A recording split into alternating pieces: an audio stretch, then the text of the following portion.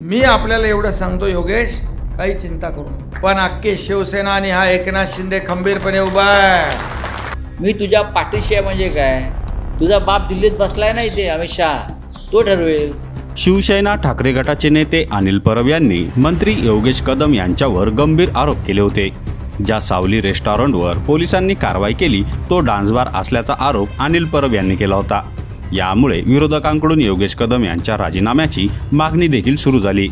आता यावर उपमुख्यमंत्री एकनाथ शिंदे यांनी प्रतिक्रिया देताना योगेश कदम चिंता करायचं काम नाही, अख्खी शिवसेना आणि शिंदे तुमच्या पाठीशी आहेत असं म्हटलं होतं. आता एकनाथ शिंदे यांच्या वक्तव्यावर शिवसेना खासदार संजय राऊत यांनी जबरदस्त टोला लगावला. प्रत्येक अनैतिक गोष्टीमागे एकनाथ शिंदे असतात, त्यामुळेच ते इतके आमदार जमा करू शकले. यांचा पक्ष चोर दरोडेखोरांचा पक्ष आहे. तुझा बाप दिल्लीत बसलाय, अमित शहा तो ठरवेल, एकनाथ शिंदे ठरवणार नाही, असा जोरदार हल्लाबोल संजय राऊत यांनी केला. आणि जे काँग्रेसच्या इशाऱ्यावर नाचतात त्यांनी डान्स बारबद्दल बोलावं. हा एवढा मोठा जोक आहे, विनोद आहे. आणि म्हणून मी आपल्याला एवढं सांगतो योगेश, काही चिंता करू नको. डिस्टर्ब होण्याचं कारण नाही, काम करायचं. तुझ्या मागे भाईत आहे, पण अख्खी शिवसेना आणि हा एकनाथ शिंदे खंबीरपणे उभा आहे. बघा, प्रत्येक अनैतिक गोष्टीच्या मागे एकनाथ शिंदे असतातच, म्हणून तिथे एवढे आमदार जमा करू शकले ना.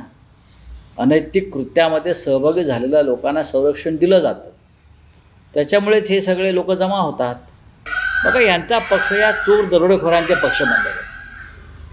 यात कुठली नैतिकता आणि कुठली संस्कृती आणि कुठला संस्कार काही नाही ना.